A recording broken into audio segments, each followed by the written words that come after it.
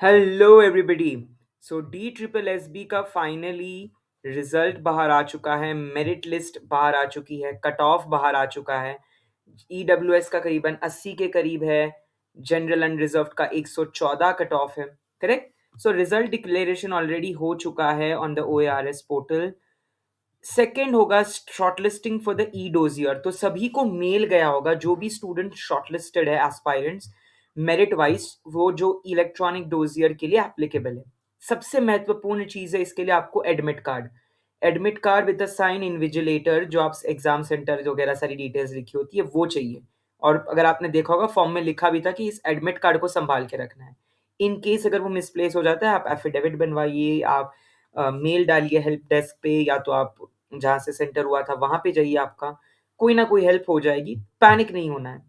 फिर ई dossier file करेंगे, सारे डॉक्यूमेंट्स अपलोड करेंगे, कास्ट सर्टिफिकेट, इनकम सर्टिफिकेट अगर जहाँ एप्लीकेबल है, मैट्रिकुलेशन डिटेल्स, जो भी चीजें हैं।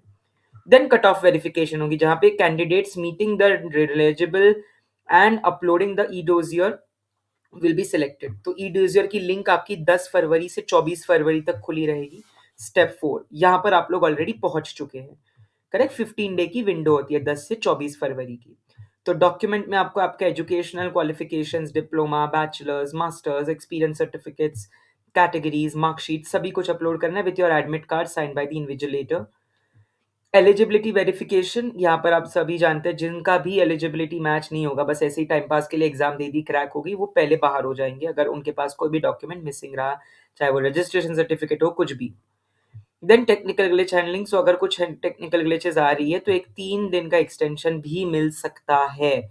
ये सारा मैं नहीं कह रहा माय डियर, ये सभी कुछ नोटिस में आया है। Everything is in the notice.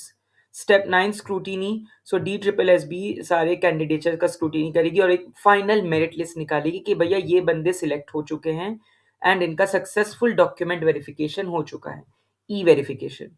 Finally आपके अपॉइंटमेंट्स एंड ज्वाइनिंग डेट्स आ जाएंगे जब भी आपको ज्वाइन करना होगा। तो आपका ऑलरेडी रिजल्ट डिक्लेरेशन हो चुका है।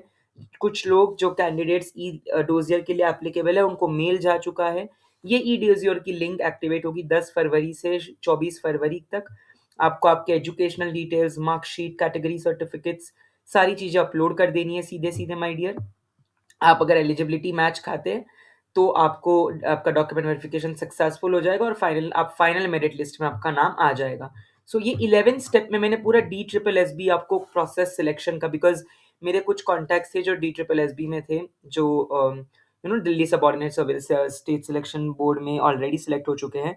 और ये बहुत बड़ी अपॉर्चुनिटी, आप गवर्नमेंट जॉब में, सरकारी नौकरी में, तो डेफिनेटली इस आप सभी को कॉन्ग्रेचुलेशन जिनका भी हुआ है।